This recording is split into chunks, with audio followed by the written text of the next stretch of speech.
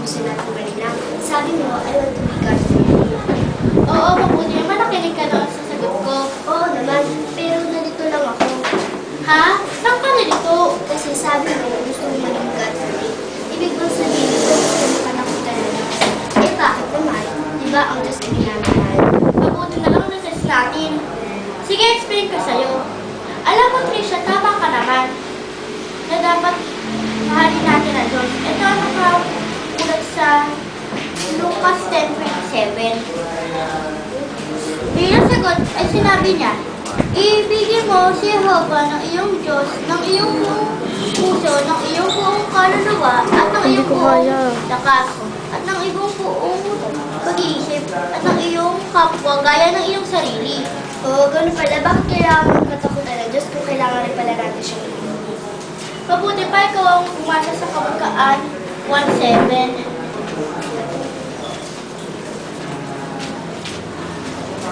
Sabi dito, ang pagkatakot kay Jehovah ang pasimula ng kaalaman. Ang karunungan at disiplina ang siyang hinahanap ng mga magulang. Halimbawa, Trisha, ayaw mo masaktan ang damdamin ng iyong mga magulang, di ba? Oo naman.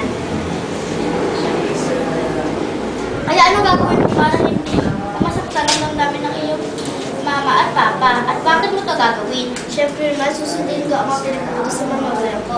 Kasi takot ako masaktan ng kalooban nila. At kapag nasaktan mo ang kalooban nila, ano ang mararamdaman mo? Hindi matatakot ako. Tama, ngayon na ang ibig sabihin ng pagtatakot sa Diyos. Kapag takot tayo sa Diyos, ibig sabihin ay mag-iingat tayo sa kilos natin para hindi siya magalit sa atin. Kung paano ang ibig sabihin natin sa ating mga magulang ay magtutulak sa atin na gumawa ng ayon sa kasulatan ng ating mga magulang. Ngayon din ang ibig sabihin ng ibig natin sa Diyos. Ito ang magkakilos sa atin kung ano ang nakalulugod sa Diyos.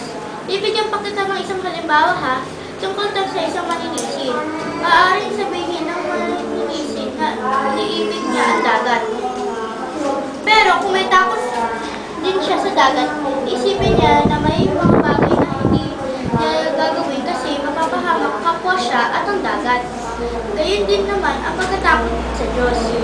Ang ating pag-ibig sa Diyos ay dapat lakipin sa wastong uri ng takot sa paggawa ng anumang bagay na nakakatulog ng sama na loob. Ngayon, maliwanag niyo sa akin kung bakit kailangan natin katakutan ng Diyos at dapat din natin siyang Paano kung tinanong ulit tayo ng teacher kung anong ugali ang gusto natin ma-develop? Ano ang sasagutin mo?